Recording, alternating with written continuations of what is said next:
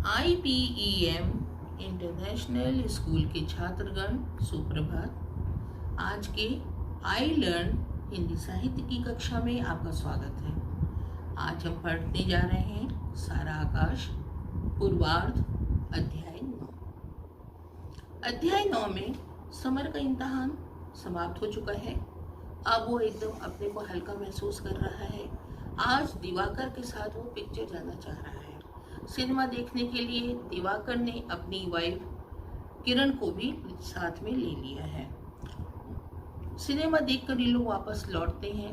उस समय किरण अपने सास के बारे में कुछ कहती है जिसका दिवाकर कोई प्रतिवाद नहीं करता है।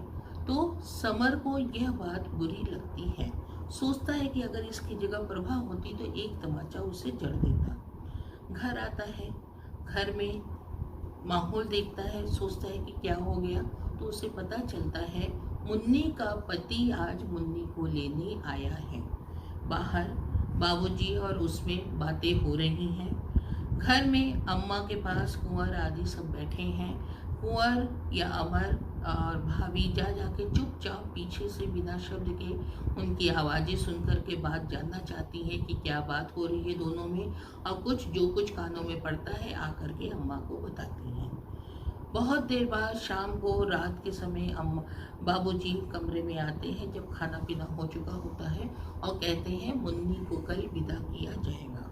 सब चौंक पड़ते हैं। अम्मा राजी नहीं रहती है। कुंवर भी कहता है कि बाबूजी दीदी को मत भेजो।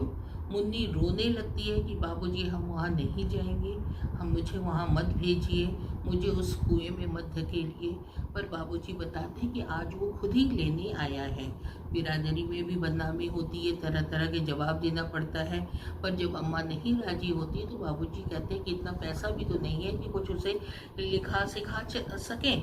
बाबूजी अपनी मजबूरी भी व्यवस्था भी बताते हैं। फिर अम्मा अचानक पूछ लेती है उस चुड़ैल का क्या हुआ। तब बाबूजी बताते हैं कि 6 महीने पहले ही वो सारे जेवर लत्ते कपड़े आदि सब लेकर के भाग गई। तब अम्मा जी कहती है ओ इस कारण उसका दिमाग ठिकाने आया है, आज वो लेने आया है। बाबूजी के पैरों से लिपट कर मुन्नी रोती जाती है कि बाबूजी हम वहाँ नहीं जाएंगे, मुझे मत भेजो। बाबूजी भी रोने लगते हैं। इधर कुंवर भी समझाता है, अम्मा भी समझाती हैं। वहाँ का हाल बहुत ही है, वहाँ अभी प्रभा नहीं है। और समर जब आके उनके बीच में बैठता है तो सोचता है कि ऐसा क्यों हो रहा है। उसके मन में ये अंतर्द्वंद चलता है और अपने घर की आर्थिक स्थिति भी सोचता रहता है। और सुबह होता है, मुन्नी को विदा कर दिया जाता है। जाते समय मुन्नी इस तरह लिपट लिपट कर रोई जैसे लग रहा है कि उनका अंतिम समय आ गया हो। प्रभा को तो वो छोड़ ही नहीं रही थी। समर को वो बहुत चाहती थी। समर से लिपट कर खूब रोई। बस इतना ही कहा, भैया भाभी से बोलो उन्होंने कुछ नहीं किया है। ये बात मुन्नी की ये बात समर के दिमाग में गड़ जाती है। वो कुछ समझ नहीं पाता है कि आखिर मुन्नी ने ऐसा क्यों कहा। इस तरह अध्याय 9 यहीं पर समाप्त होता है।